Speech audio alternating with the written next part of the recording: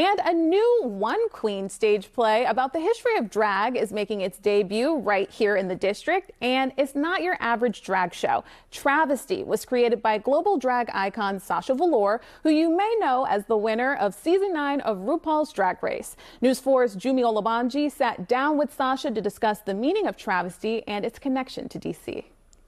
Let's talk about Travesty, okay? So honored to be here. Oh, so happy you're here. Okay, so this show kind of weaves together all this history, performance. Some of it is personal storytelling too. Yeah. What inspired you to create this? I love our queer history. My dad is a historian, so I grew up with this idea at home that we need history to understand the present. Yeah. And, of course, to not repeat the mistakes of the past. Sure. But queer history is a little bit different because it's not as recorded, not as documented.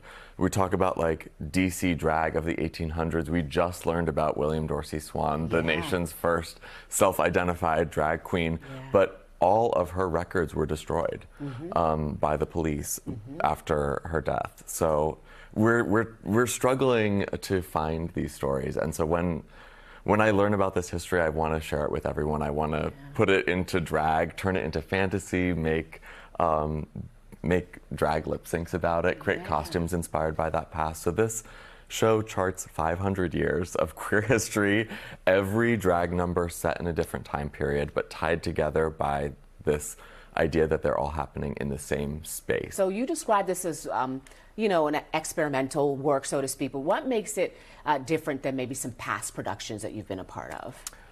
Before I even got on RuPaul's Drag Race, I was playing with video projection, and I say it's because I'm a terrible dancer, so I don't have the tricks of the other queens, so I use my visual art background. I love editing videos.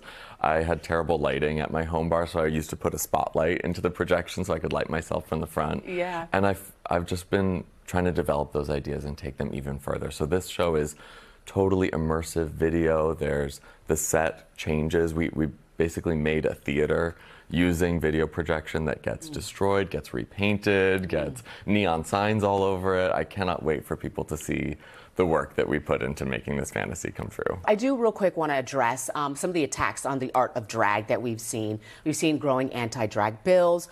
So what is your message, especially to other drag artists who perform in states where maybe drag is being more targeted than it is here in DC? My message is simple, like drag is an art like everything else. Queer and trans people are a normal part of this world. We've contributed to shaping culture and history.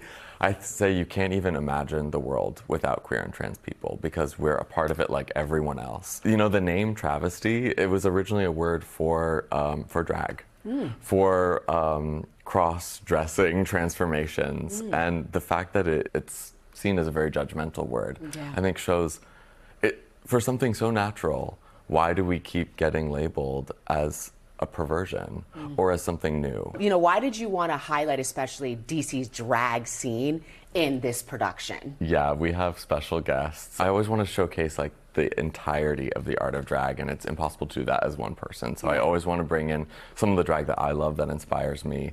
What maybe do you have cooking up next? We're going to be taking this show all over the world. So the first thing we're doing is a 6-week tour of Europe, everywhere from Slovenia to Spain. Wow, I'm really excited. Places I've never been before. Every single corner of the world has queer people and amazing drag art.